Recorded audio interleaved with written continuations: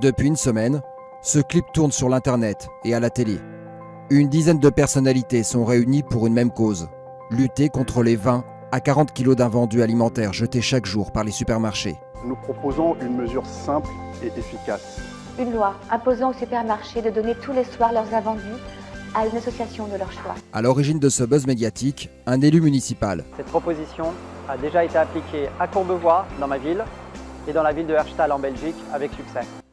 Entre terrain, plateau télé et lobbying politique, Arash de Rambarch mène ce combat depuis décembre dernier. Pour comprendre qui il est, il faut se rendre au Salon du Livre, la Mecque des éditeurs. Ce trentenaire est un boulimique et multiplie les casquettes.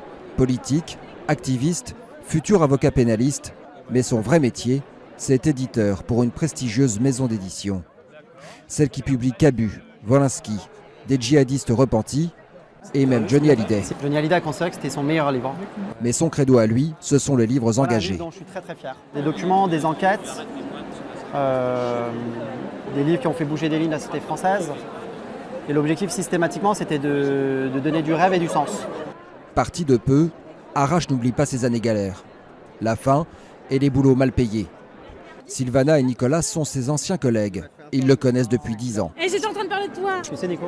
Qu'est-ce qu'il a raconté? Quand une porte se ferme, il va taper à la fenêtre et il fait passer le message. Arash est un homme qui pense comme la société pense, c'est-à-dire qui pense avec de l'émotion et qui réagit quart de tour et qui va savoir attirer sur des causes beaucoup de gens, y compris les médias. Son émotion, il la trouve dans son histoire personnelle. En 1979, il vit avec ses parents en Iran. Il n'est qu'un enfant quand la révolution islamique éclate. Sa famille doit fuir le pays. Son père choisit la France. Mon choix, c'est la France. C'est le pays le plus extraordinaire du monde. C'est un peuple généreux. Mes parents avaient le choix de venir dans 250 pays dans le monde. Ils sont venus en France. Je me sens même plus français que des gens du Front National, moi. Je me sens beaucoup plus français que Marine Le Pen. Parce que moi, j'ai choisi d'être français. Et moi, je le revendique. Et moi, j'ai choisi de ne pas être binational. Moi, je revendique d'être que français. Grâce à ses réseaux politiques et l'Internet, Arash a réussi l'impensable. En 4 mois, 175 000 personnes ont signé sa pétition. Il s'est même mis une quarantaine d'élus dans la poche, dont la sénatrice Nathalie Goulet. Tu es confiante? C'est elle qui défendra l'amendement sur le gâchis alimentaire.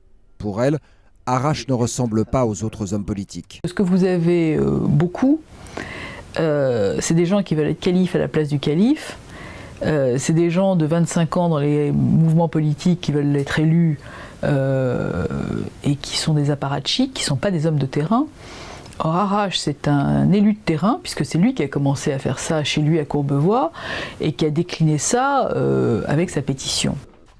Les sénateurs débattent en ce moment même de la loi Macron. L'amendement sur le gâchis alimentaire devrait être discuté en fin de semaine.